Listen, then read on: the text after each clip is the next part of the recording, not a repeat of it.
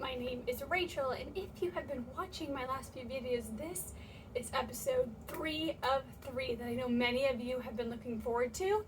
If you've missed any of the previous episodes, please go ahead and watch those first. Lots of valuable information.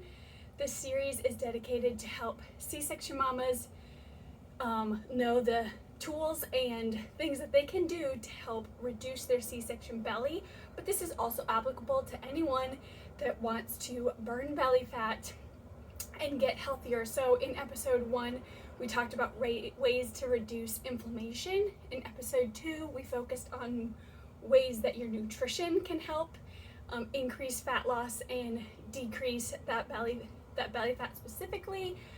In today's episode, we are talking all about strengthening our core. So as C-section mamas, we have had surgery at our core, and it has been pulled apart and through all pregnancy, and then also during that surgery as well. So as we heal from that surgery in that incision area, we also need to pay attention to our whole core. So our transverse abdominal, our entire core, we need to strengthen that again, and we need to start with the basics so that we are careful, so that we don't cause any further injury. If you have diastasis recti at all because of growing your baby in your belly, whether you end up having a C-section or not, these are also great exercises that you can incorporate. So first of all, we're going to start with core breathing. That's the first thing that you can focus on, and you can do this pretty much right after, as you're starting to feel your core again, and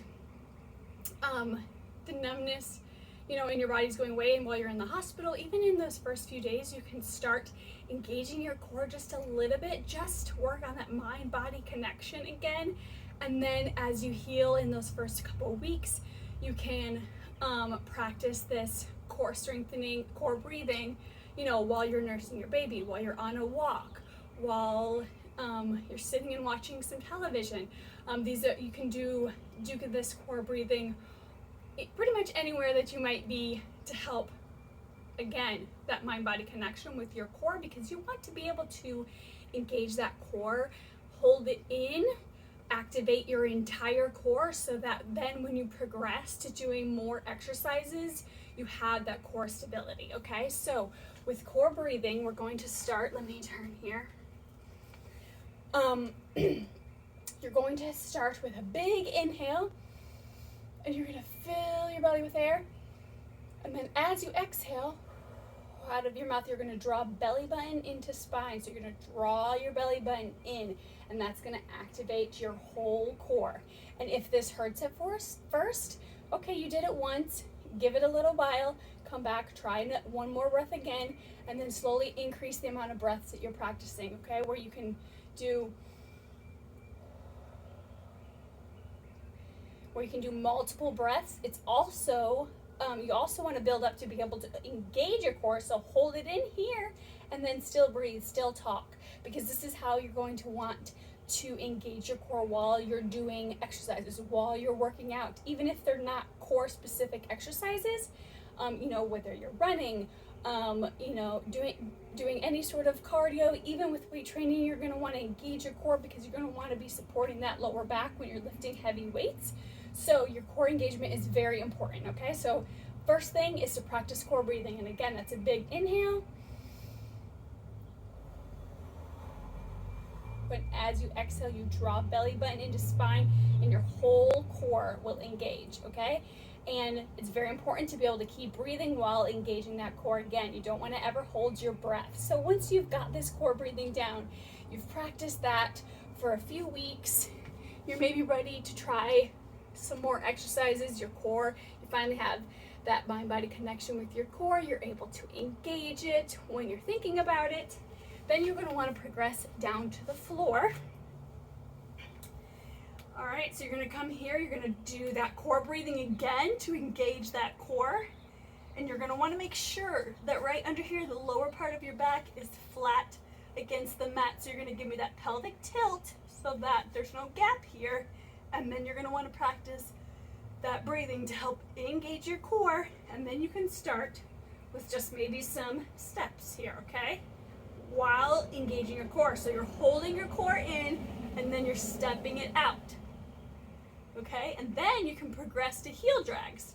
You're going to want your head flat, by the way. I'm just leaning up so that I can talk better. So head flat to the mat, pelvic tilt, engage your core, and then you're going to do heel drags. So you're going to just pull out that heel across the floor, bringing it back in, keeping that core engaged the whole time. Whenever you feel your core release, then relax your body, do that core breathing again to re-engage your core, and then get back at it, okay?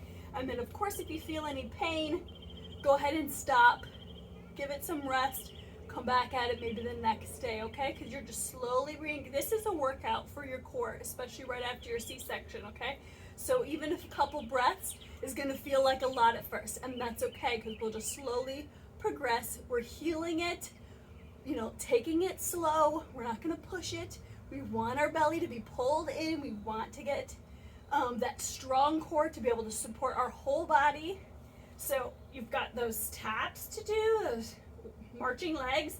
Then you've got those heel drags, okay?